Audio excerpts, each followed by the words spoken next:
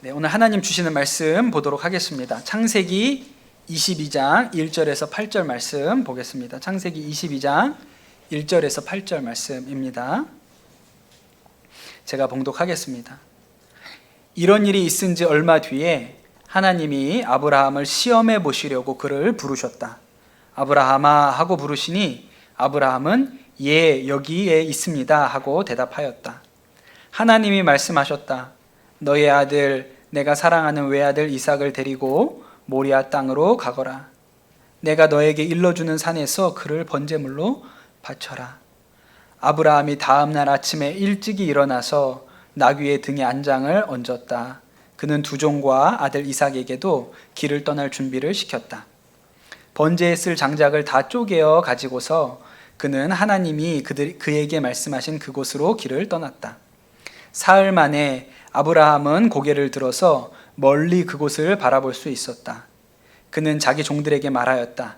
내가 이 아이와 저리로 가서 예배를 드리고 너희에게로 함께 돌아올 터이니 그동안 너희는 나귀와 함께 여기에서 기다리고 있거라.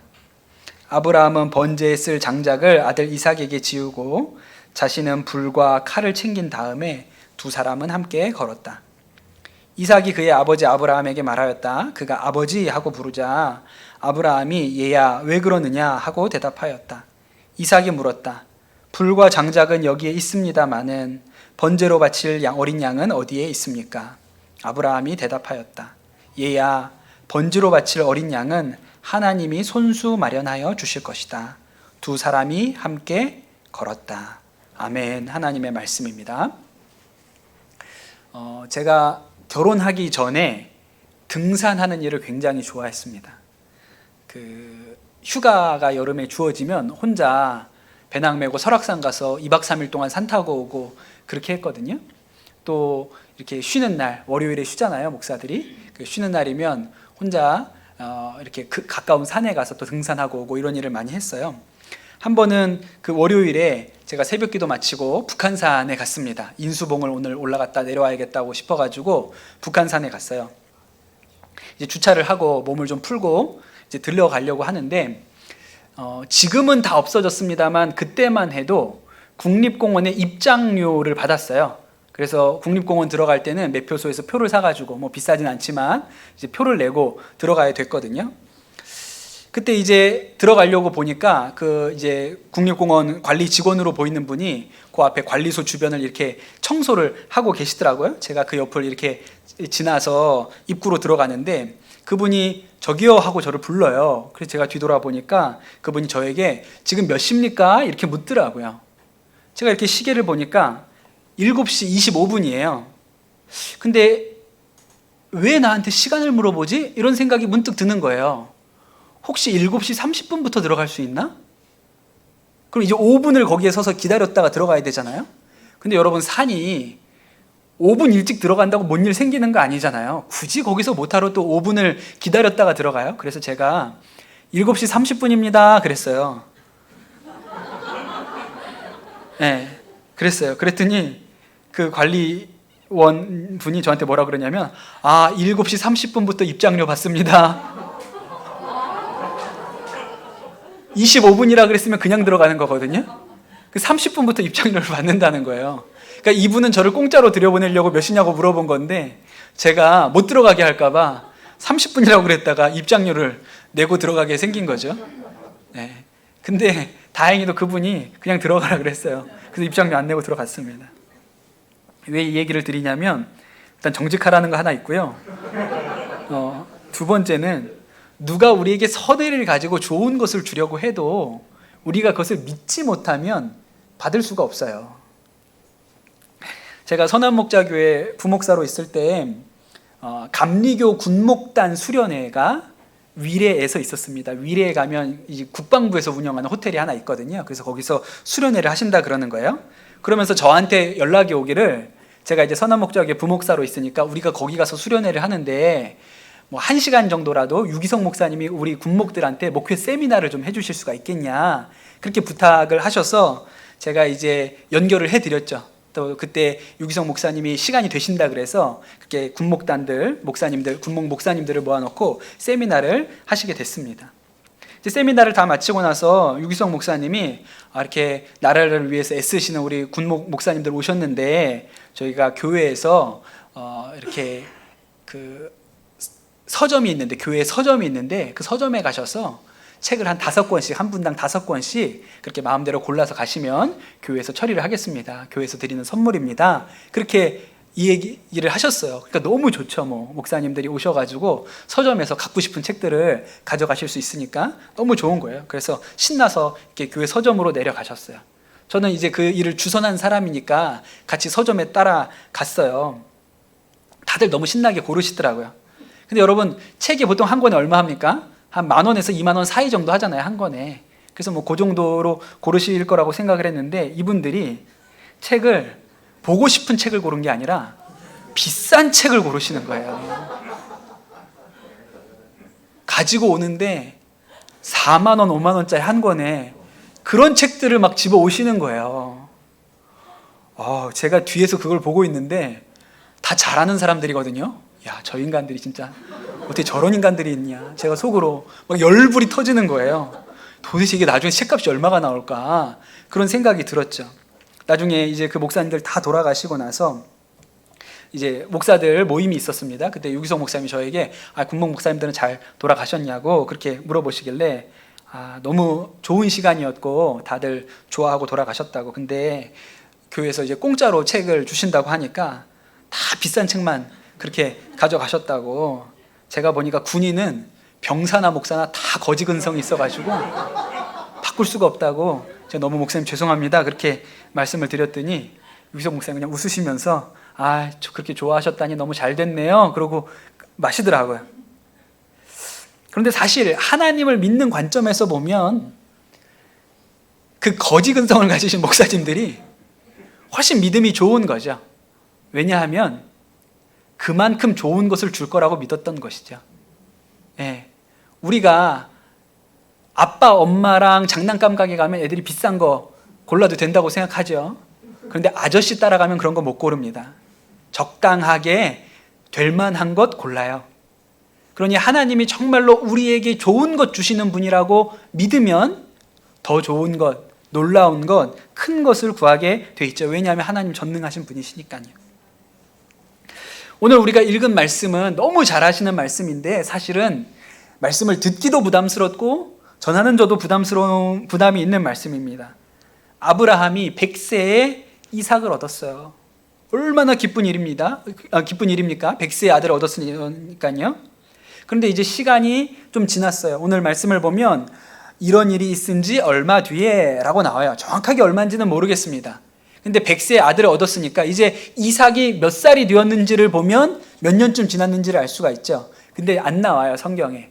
다만 5절에 보면 아이라는 표현이 나오거든요. 우리 성경에 아이라고 나오는데 이 아이라는 표현이 히브리어 성경에 보면 그냥 초등학생이 아니고 10대 중후반을 가르치는 말이래요. 10대 중후반. 그러니까 청소년, 여기 나와 있는 학생들을 가르치는 말이라는 거예요. 또 하나는 아브라함이 이삭에게 장작을 지고 올라가라고 하잖아요. 그러니까 아주 어린 아이는 아니죠. 장작을 스스로 지고 올라갈 수 있는 정도의 아이니까 한 15살 정도 되지 않았을까 그렇게 짐작을 합니다. 그런데 그때 하나님께서 아브라함에게 뭐라고 얘기하셨냐면 너의 아들, 내 사랑하는 외아들 이삭을 데리고 모리아 땅으로 가거라. 내가 너에게 일러주는 산에서 그를 번제물로 바쳐라. 그렇게 얘기를 하세요. 기가 막힌 일이죠.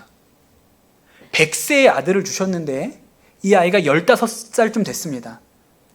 물론 15살쯤 됐을 때는요, 번제물로 바치고 싶은 마음이 불끈불끈 부모 마음에 들 때가 있어요. 저놈은 진짜 바쳐야겠다 내가, 이런 생각이 들 때가 있거든요. 그거 알아야 돼요. 여러분이 그거 알아야 돼요. 엄마 아빠가 어느 날 어디 산에 가자 그러면 따라가지 마. 번제물로 바치러 가는 거니까 여러분은 조심해야 돼요. 조심해야 돼요. 근데 기가 막히잖아요. 이걸 15살, 이제 100살에 낳은 아들이 15살 됐는데 이걸 데리고 가서 번제물로 바치라고 하니까요. 그러면 뭐하러 주십니까? 게다가 또 아들을 죽여서 이렇게 사람을 제물로 드리는 이런 풍습은 악한 거예요.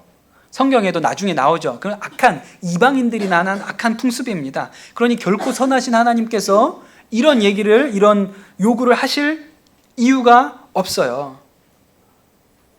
그러니까 이 본문을 가지고 봐라, 하나님이 얼마나 무지막지한 하나님이냐, 어떻게 아들을 바치라고 하냐, 그렇게 이야기하는 사람들도 있습니다. 이 일에 대해서 너도 나도 할 말이 많아요. 그런데 제가 오늘 이 본문을 읽으면서 놀라는 게 뭐냐면 아브라함의 반응인 거예요. 제일 할 말 많은 사람 아브라함 아니겠습니까? 하나님 뭡니까? 줬다 뺏으면 어떡합니까? 그렇게 할 말이 있겠죠. 제 생각에는 그 말씀을 딱 듣고 나서 아브라함이 한숨도 못 잤을 것 같아요. 잠이 오겠습니까? 이걸 어떡하지?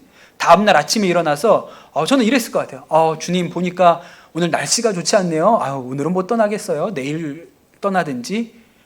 다음날 되면 오늘 왜 이렇게 아침에 일어났는데 무릎이 아프지? 이게 관절염인가? 내일 가야겠네. 이러지 않겠습니까? 안 가고 싶지요. 그런데 아브라함의 반응이 전혀 달랐어요. 3절에 보면 이렇게 나옵니다. 아브라함이 다음날 아침에 일찍 일어나서, 그러니까 잔 거예요. 그 말 듣고 잤어요. 그리고 아침에 일찍 일어났어요. 여러분, 뭐 좋은 일이라고 아침 일찍 준비해서 그걸 떠나요? 그런데 아브라함이 아침 일찍 일어나서 모리아 산으로 갈 준비를 합니다. 어떻게 보면요, 아브라함이 하는 이 행동이 좀 뭐라 그럴까요? 광신도 같은, 생각이 없는 그런 느낌도 들어요. 좀 이해하기가 어렵죠. 그렇게 제사 지낼 물건들을 잘 준비해서 이삭을 데리고, 종들을 데리고 모리아 산까지 갑니다. 성경을 읽어보니까 사흘을 갔다가 나왔어요. 사흘. 그러니까 사흘을 아들을 옆에다 데리고 이 아들을 모리아 산에 제물로 바치려고 가는 거예요. 여러분 마음이 어땠을까요? 가야 되나 말아야 되나? 돌아가야 되나? 뭐 수많은 생각이 지나갔겠죠. 저는 아브라함이 가면서 이삭하고 무슨 얘기를 했을지가 궁금해요. 눈물이 철철철 나왔을 것 같은데, 얘기만 하면. 그렇게 사흘 만에 도착을 합니다. 이제 눈에 보니까 모리아산이 눈앞에 보이고 거기에 이제 도착을 한 거예요. 이제부터는 종은 거기에다 남겨두고 아브라함과 이삭 둘만 올라갑니다. 5절 말씀에 이렇게 나와요. 내가 이 아이와 저리로 가서 예배를 드리고 너희에게로 함께 돌아올 터이니 그동안 너희는 나귀와 함께 여기에서 기다리고 있거라. 그렇게 종들한테 아브라함이 얘기한 거예요. 여러분, 아브라함 이야기를 얼마나 많이 들었습니까? 저도 이 이야기를 어려서 교회 학교 다닐 때부터 지금 목사가 되어서 40년 신앙생활 하는 동안 이 아브라함 얘기를 얼마나 많이 들었겠어요? 설교도 또 얼마나 많이 들었겠어요? 아브라함이 이삭을 바치는 이 순종에 대한 이야기를 얼마나 많이 들었겠습니까? 그런데 제가 40년 만에 이번에 말씀 준비하다가 처음으로 눈에 들어온 한 구절이 있었어요. 아브라함이 종들한테 뭐라고 얘기하냐면 내가 이삭과 저기에 가서 예배를 드리고 너희에게로 함께 돌아올 터이니 이렇게 얘기해요. 40년 만에 처음 눈에 들어왔어요. 아브라함이 종들에게 내가 저기 가서 예배 드리고 이삭과 함께 돌아올 것이다 이렇게 얘기해요. 여러분, 모리아산에 이삭을 데리고 올라가지만 내려올 때는 혼자 내려와야 됩니다. 번제로 바치니까요. 근데 아브라함이 이 종들에게 함께 내려오겠다고 얘기해요. 제가 40년 동안 한 번도 이 말씀이 눈에 들어온 적이 없었어요. 여러 가지 생각이 들죠. 사실 그 올라가면서 돌아올 때는 둘이 가지만 내려올 때는 나 혼자 내려올 거야 이렇게 얘기해 줄 수는 없어요. 그러니까 함께 내려오겠다고 그냥 얘기한 걸 수도 있고, 또 한 가지는 아브라함이 처음부터 이삭을 제물로 바칠 마음이 없었을 수도 있다 이렇게도 들을 수 있죠. 그런데 여러분, 오늘 이 말씀은 믿음의 관점에서 봐야 합니다. 아브라함이 아들을 번제로 바치겠다는 이야기, 이 말씀에 완전히 순종하겠다고 결심한 건 분명한 것 같아요. 그렇지 않았다면 아침 일찍 떠났을 리가 없다고 생각하기 때문이죠. 여기에 아브라함의 믿음이 있어요. 여러분, 아브라함은요 완전히 하나님을 믿었습니다. 완전하게 믿었어요. 자신의 나이가 100살이고 아내 사라의 나이가 90살이었습니다. 그리고 아내 사라는 이미 생리가 끊어진 지가 오래되었어요. 아이를 낳을 수 없는 몸이 되었습니다. 그런데 하나님께서 이 일을 가능하게 하셨어요. 25년 전에 이야기하신 이 약속을 이루어 주셨어요. 그러니 여러분, 아브라함 마음에 하나님은 어떤 하나님이십니까? 전능하신 하나님이세요. 일어날 수 없는 일을 일어나게 하는 분, 이미 아이를 낳을 수 없는 여자의 몸에서 아이를 낳게 하는 분이 하나님이신 것이죠. 그러니 아브라함에게 있어서 하나님은 완전한 분이세요. 게다가 하나님은 전능하기만 한 분이 아니고 아브라함에게 있어서 하나님은 선하신 분이에요. 아브라함이 이집트에 내려갔을 때 그가 아내였던 사라를 누이라고 속이죠. 그 얼마나 바보 같고 어리석은 일입니까? 그런데 아브라함이 99세가 되어서 이제 내년에 이삭을 낳을 때가 되었는데 또 한 번 그랄 왕 아비멜렉에게 갔을 때도 또 사라를 자신의 누이라고 속입니다. 그런데 그렇게 어리석게 행했는데도 불구하고 하나님은 두 번 다 아브라함을 축복하셨어요. 좋은 것을 주셨어요. 그러니 아브라함에게 하나님은요, 선한 분이에요. 좋은 분이에요. 한 번도 그에게 나쁜 것 하라고 하신 분 적이 없고 한 번도 그에게 나쁜 것을 주신 적도 없는 좋은 분이에요. 그러니 아브라함은 이렇게 믿었을 거예요. 하나님께서 아들 이삭을 번제로 바치라고 하시면 거기에도 하나님의 선하신 뜻이 있다. 또한 하나님이 전능하신 분이니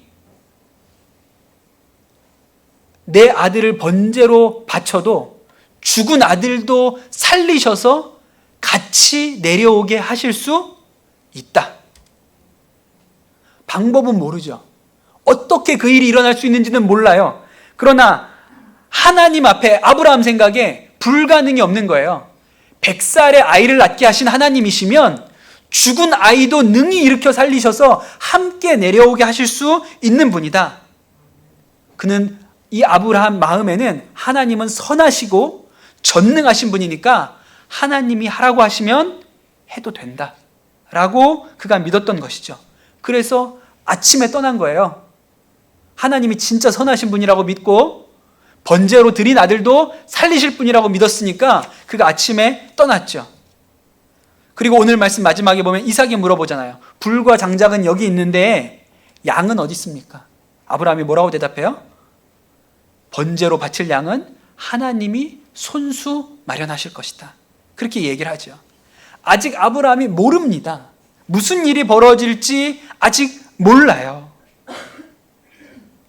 그러나 너무나도 아브라함에게 확실한 것은 하나님께서 그냥 이삭을 데려가실 일이 아니다. 죽은 이삭도 살려내실 것이다 라고 믿은 것이죠. 그래서 그가 아침 일찍 떠난 것이고 그의 종들에게 함께 내려올 것이다. 그렇게 이야기를 한 것이고 이삭이 어린 양은 어디 있습니까? 하나님이 손수 준비해 두실 거야 라고 이야기를 했던 것이죠. 만약에 하나님께서 정말 이 이삭의 생명을 거두어 가기 원하신 거라면 굳이 아브라함에게 데리고 모리아 산으로 가서 번제물로 바쳐라 이렇게 얘기하실 필요가 없어요. 그냥 자고 일어났는데 아이가 숨을 안 쉬더라. 그럼 끝난 거죠. 그런데 하나님께서 이 아이를 데리고 모리아 산으로 가서 번제로 바치라 그러시면 거기에 무슨 하나님의 선하신 계획이 있어. 이 아이는 죽어도 죽은 게 아니야. 그렇게 그의 마음에 믿었던 것이죠. 오늘 말씀 1절에 뭐라고 나오냐면 하나님이 아브라함을 시험해 보시려고 그렇게 나와요. 하나님께서 이 아브라함이 정말로 믿는지 믿음이 있는지 아닌지를 점검해 보기를 원하셨다는 것이죠. 여러분, 어떻게 하면 믿음을 점검해 볼 수 있습니까? 그가 어떻게 행동하는지를 보면 그가 뭘 믿는지를 알 수 있는 거예요. 여러분, 믿음은 반드시 사람을 움직입니다. 사람은 반드시 믿는 대로 움직이게 돼 있어요. 오늘도 대한민국에서 수많은 사람들이 복권방이나 편의점에 가서 로또를 삽니다. 로또의 당첨 확률이 얼마예요? 수백만 분의 1밖에 되지 않아요. 그런데도 그 수백만 분의 1의 확률이라도 내가 될지도 모른다라는 믿음이 있기 때문에 사람들이 오늘도 거기에 가서 그걸 삽니다. 그러니 여러분, 믿음은 무슨 큰 믿음이 있고 작은 믿음이 있는 게 아니에요. 큰 믿음이 있어야 움직이는 게 아니고 수백만 분의 1의 확률로 될지 모른다라는 믿음만 가져도 복권 사러 간다니까요. 그래서 예수님이 뭐라고 얘기하셨냐면, 너희가 겨자씨만한 믿음만 있어도 이 산더러 들리어 저 바다에 빠지우라고 하면 그렇게 될 거라고 하셨어요. 왜요? 사람은 조금만 몇백만 분의 1의 확률로 가능성이 있다고 그 믿음만 있어도 그걸 사기 위해서 편의점에 가고 복권방에 가니까요. 그게 믿음이니까요. 그러니 여러분, 사람이 믿는다고 하면 그 사람이 진짜 믿는지 안 믿는지는 그 사람의 행동을 보면 알 수 있는 거예요. 돈을 믿는 사람은 돈을 따라 움직입니다. 사람을 믿는 사람은 사람을 따라 움직여요. 그런데 여러분, 아브라함은 아들을 번제로 바치라는 하나님의 명령에 자신의 믿음을 따라, 하나님은 선하시고 전능하신 분이니까 분명히 계획이 있어 라고 믿고 뭔지 모르지만 그 말씀에 순종하여 아들을 데리고 모리아산으로 올라간 것이죠. 다 이해가 되지 않아도, 설명할 수 없어도 하나님은 능히 그렇게 하실 수 있는 분이다 라고 믿었기 때문에 이삭을 데리고 올라갈 수 있었던 것입니다. 여러분, 오늘 하나님께서 우리에게도 아브라함과 같은 믿음이 있는지를 묻고 계신 거예요. 선하신 하나님께서 우리를 죄에서 구원하시기 위해서 하나님의 아들 독생자 예수 그리스도를 이 땅에 보내셨어요. 그래서 우리가 믿는 하나님은 선하신 분이시죠. 그리고 우리의 죄를 위하여 그 아들을 십자가에 매달아 죽이셨습니다. 그리고 전능하신 하나님께서 사흘 만에 그 죽은 예수를 다시 일으켜 세우셨어요. 그래서 모든 잠자는 자들의 부활의 첫 열매가 되게 하셨습니다. 할렐루야. 여러분, 이것을 믿으면 우리도 아브라함의 믿음을 가진 것이죠. 하나님께서 우리를 죄에서 구원하시기 위해서 독생자도 아끼지 않는 선한 분이라고 믿는 것이고, 그 하나님께서 죽은 하나님의 독생자를 사흘 만에 다시 일으켜 세우셔서 모든 잠자는 자들의 첫 열매, 부활의 영광을 드러내셨다고, 그런 하나님이라고 믿으면 우리가 하나님의 전능하심을 믿는 것이죠. 여러분, 우리가 정말로 하나님이 우리를 위하여 십자가에서 자기 외아들을 죽이신 분이고, 그 외아들을 전능하셔서 죽음에서 건지신 분이라고 믿는다면, 진짜로 우리가 그 일을 믿는다면 우리에게 무슨 일이 일어날까요? 행동의 변화가 있겠죠. 진짜로 믿는다면 믿는 대로 우리 행동의 변화가 있을 거예요. 어떻게 변할까요? 아브라함처럼 하나님의 말씀에 순종하는 사람이 되겠죠. 믿으니까요. 하나님의 선하심도 믿고 전능하심도 믿으니까 하나님의 말씀하시는 대로 순종하는 결과가, 그 행위가 우리에게 생기겠죠. 그래서 여러분, 믿음의 결과가 순종이에요. 순종은 결심으로, 노력으로, 애써서, 내 결단으로, 내 의지로 하는 게 아니고 믿음으로 하는 거예요. 믿으니까 순종을 하는 것이죠. 우리가 예수 믿으면서 하나님께서 우리에게 순종을 요구하는 것은 늘 우리에게 어려워 보입니다. 마치 아브라함이 이삭을 데리고 모리아 산으로 가는 것처럼 어려운 일처럼 보여요. 그러나 우리가 이런 일에 어떻게 순종할 수 있습니까? 하나님의 선하심을 믿으니까, 하나님의 전능하심을 믿으니까 순종할 수 있는 것이죠. 제가 이제 설교를 거의 마칠 때가 됐는데, 마지막에 정말 이 순종의 믿음, 완전한 순종의 믿음의 증인을 어떤 분을 소개해드리면 좋을까 기도하고 또 찾았어요. 그래서 책도 많이 찾아보고, 또 제가 아는 분 중에 내가 들었던 간증 중에 너무 특별한 간증이 있어서 전화해가지고 그 간증문 좀 저에게 보내주세요. 그래서 어제 받았는데, 어제 저녁 때 집에 갈 때까지도 이렇게 마음에 흡족한 생각이 안 들었어요. 적절하다고 생각이 안 들었어요. 그러다가 어젯밤에 늦게 하나님께서 제 삶 가운데 몇 년 전에 저한테 하셨던 일이 문득 이렇게 하나가 떠올랐습니다. 아, 이 얘기구나 하는 생각이 들었어요. 한 2년 전인 것 같습니다. 제가 그때도 분립개척을 하려고 기도하고 준비하고 있던 때였어요. 그때 어느 날 유기성 목사님이 저를 부르셨어요. 그래서 하시는 이야기가 청주에 어떤 교회가 있는데 그 교회에서 담임 목사를 보내달라고 요청이 왔다는 거예요. 그렇게 이야기를 하세요. 너무 좋죠. 개척을 안 해도 되네. 어디 담임 목사로 원하는 교회가 있다고 하는데 그 얘기를 하시는 거예요. 건물을 너무 잘 지어놓은 교회라고. 청주에 아주 이렇게 새롭게 신도시 같은 곳에 교회를 너무 잘 지어졌는데 그 교회 건축을 다 끝내고 목사님이 이렇게 질병이 있으셔가지고 돌아가셨다는 거예요. 그래서 지금 그 교회는 성도는 거의 없고 빚은 70억이라 그랬어요. 그래서 거기를 요청이 왔는데 엄 목사가 거기를 가면 어떻겠냐고 저를 불러서 얘기를 하시는 거예요. 왜 이러시는 걸까요, 도대체?